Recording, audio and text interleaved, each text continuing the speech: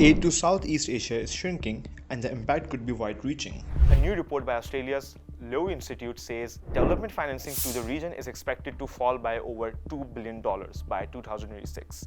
So, who's pulling out and who's stepping in? Let me explain. The report forecasts a drop in development assistance from $29 billion in 2023 to $26.5 billion in 2026. That's well below the pre-pandemic average of $33 billion. Bilateral aid, which is the kind that goes directly from one country to another, is expected to fall even more sharply, down 20%. This matters especially for poorer countries because programs for health, education, and civil society often rely on this kind of funding.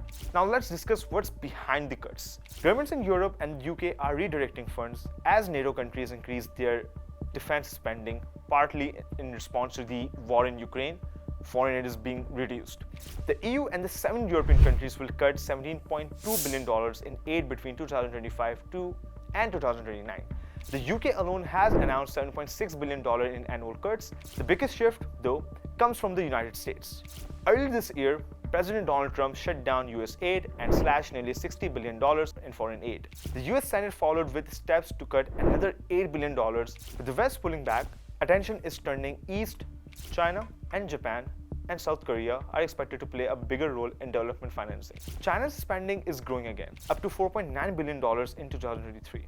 And its focus is mainly on infrastructure like railways and ports that benefits middle-income countries, but poorer nations like Cambodia, Laos, and East Timor may not see much help. That's because China often gives out non-concessional loans, essentially commercial loans, not soft aid. Japan and South Korea, though traditionally focused on infrastructure, are broadening their scope. They're starting to fund projects in governance, civil society, and human rights. For example, Japan supported initiatives to protect vulnerable migrants and promote democracy in 2023. South Korea backed projects improving court transparency and women's safety in Vietnam. But both Tokyo and Seoul are under pressure from the US and from within to spend more on defense.